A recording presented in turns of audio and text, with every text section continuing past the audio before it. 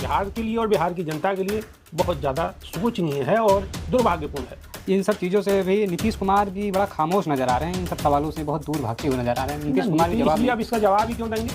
भाई किसी के अंदर कोई कमी होती है तो वो जवाब कहाँ देंगे? अब जवाब देने का कभी मौका आएगा 5 साल बाद, जबकि जब देखी जाएगी। बाकी अब तो बिहार की जनता ने उन्हें पूर्ण बहुमत के साथ जिता दिया है और वो मुख्यमंत्री बैठे हैं, 10वीं बार उन्होंने शपथ ली है। तो अब इन सब चीज़ों का मेरे ख्याल से कोई अब मतलब नहीं रह गया है, क्योंकि अब जीत उनके पाले में है और वो मुख्यमंत्री हैं। अब वो जिस तरीके से चाहेंगे उस तरीके से अपना 5 साल का कार्यकाल। नमस्कार साथियों, आपके समक्ष जो दिख रहे हैं ये हैं हमारे सीनियर पत्रकार बेबाक जी।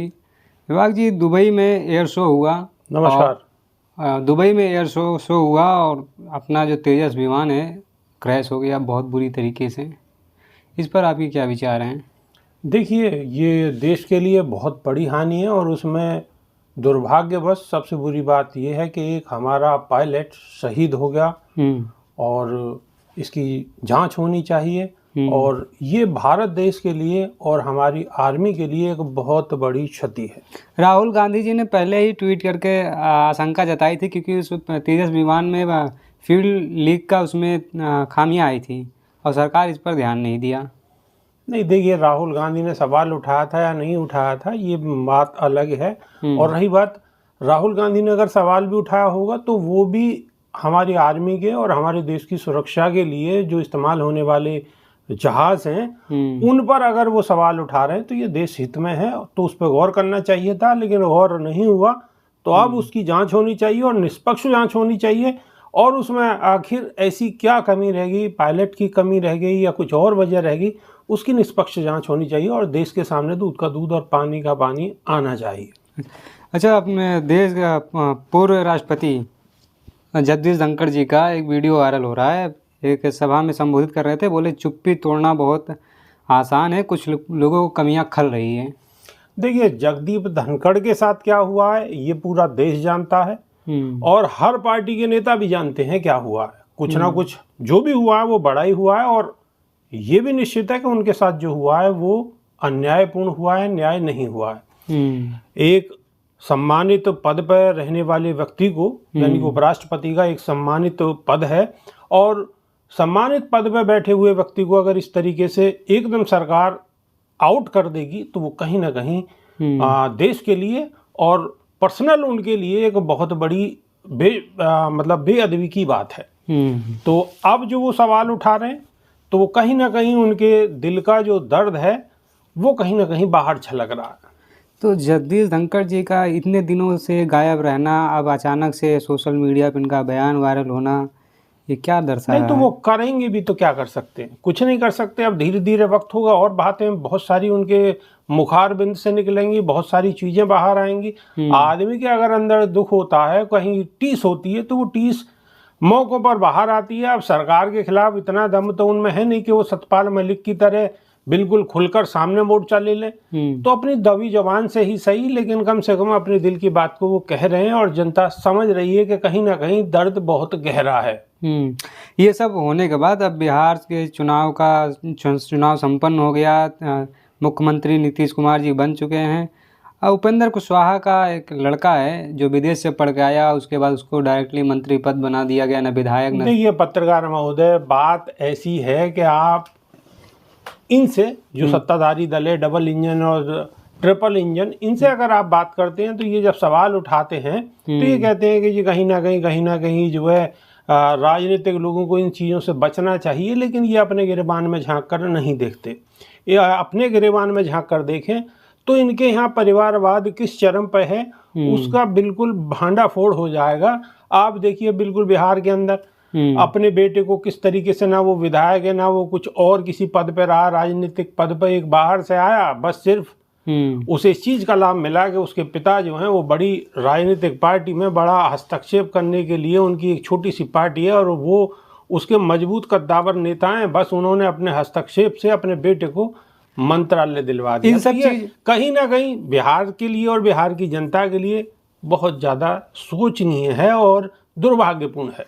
इन सब चीज़ों से भी नीतीश कुमार भी बड़ा खामोश नज़र आ रहे हैं, इन सब सवालों से बहुत दूर भागते हुए नज़र आ रहे हैं। नीतीश कुमार भी जवाब नहीं। अब इसका जवाब ही क्यों देंगे?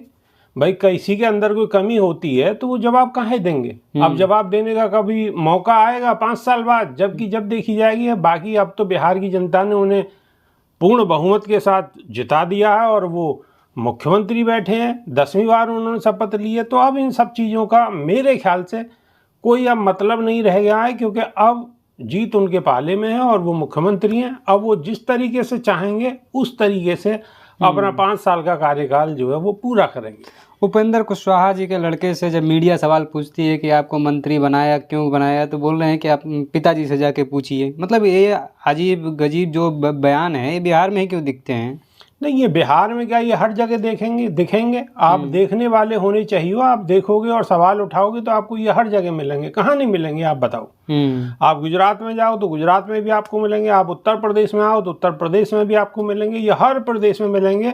और सत्तासीन जो पार्टी है उसके अंदर खास तौर से आप जब झांक के देखोगे, एक तरफ से आप ढूंढना शुरू करोगे तो एक नहीं बहुत बड़ी संख्या में आपको ऐसे लोग मिलेंगे। लेकिन दुर्भाग्य ये है कि इन सब चीज़ों पे सवाल कोई नहीं उठाता। मीडिया कहीं ना कहीं चुप्पी साध लेती है और चुप्पी साधने की वजह से ये जो सवाल हैं कहीं ना कहीं अपने आप में ही ख़त्म हो जाते। बिहार की पॉलिटिक्स में परिवारवाद का बढ़ चढ़ के हिस्सा देखने को मिला, ये खत्म कैसे होगा? लास्ट सवाल है। नहीं, खत्म कैसे होगा? राजनीतिक पार्टियों की इच्छा शक्ति अगर जागृत होगी तो खत्म होगा, लेकिन राजनीति ही इस चीज से चल रही है तो कहाँ खत्म होगा? भाई इसे खत्म करने के लिए कोशिश कौन करता है? बताइए आप, कौन कोशिश करता है? कोई कोशिश नहीं करता। सब अपने राजनीतिक फायदे के लिए अपने परिवार के लोगों को आगे बढ़ाने की कोशिश करते हैं और ये आप देखते आ रहे हैं और अब भी देख रहे हैं और मेरे ख्याल से ये खत्म नहीं होगा। आगे भी हम इस तरीके की चीज़ों को देखते रहेंगे। बिहार के युवा ट्रेनों में धक्के खा रहे हैं और बिहार के नेता के बच्चे आराम से एसी की हवा खा के देखिए, फैसला तो बिहार की जनता ने ही लिया है ना। अगर वो धक्के खा रहे हैं या वो हवाई जहाज में घूमेंगे या हवाई चप्पल वाले हवाई जहाज में घूमेंगे, ये फैसला तो उन्होंने करना था। अब उन्होंने सरकार चुनी है। अब सरकार चुनी है, किस तरीके से चुनी है, क्या सोच समझ कर चुनी है, तो ये तो अब उनका पर्सनल विषय है। अगर उन्होंने सरकार सिर्फ 10,000 मात्र के लिए अगर सरकार चुनी है तो फिर वो उनका ट्रेनों में धक्के खाना फिर कहीं ना कहीं गलत नहीं है। आपने शायद वो वीडियो देखा होगा, नीतीश कुमार जी पटना के एयरपोर्ट पे प्रधानमंत्री जी का पैर छूते हुए दिख रहे हैं। ये क्या मजबूरी है कि ये सिर्फ प्रथा है? देखिए, प्रथा तो क्या है, सीनियर तो नीतीश कुमार ज़्यादा हैं। प्रधानमंत्री का राजनीतिक कैरियर मेरे ख्याल से नीतीश कुमार से कम ही रहा होगा। ये अलग बात है कि वो देश की कुर्सी पर विराजमान है, प्रधानमंत्री पद पर आसीन है, लेकिन राजनीति में उनका कद भी बहुत बड़ा है नीतीश कुमार का। और रही बात इस तरीके से झुकने की और इसकी, तो मेरे ख्याल से कहीं ना कहीं एक तो ये परंपरा भी रही है, लेकिन इस केस में मुझे ज़्यादा लगता है कि कहीं ना कहीं प्रधानमंत्री की तरफ को उन्होंने जो मुख्यमंत्री पद उन्हें दिया है, शायद उसके लिए उनका वो धन्यवाद करना चाह रहे हैं। आपको मतलब ये लग रहा है कि नीतीश कुमार जी प्रधानमंत्री जी का वो अभिवादन स्वीकार कर रहे हैं कि आपने हमें मुख्यमंत्री का पद दिया, इसलिए पैर छूने का वो सांकेतिक?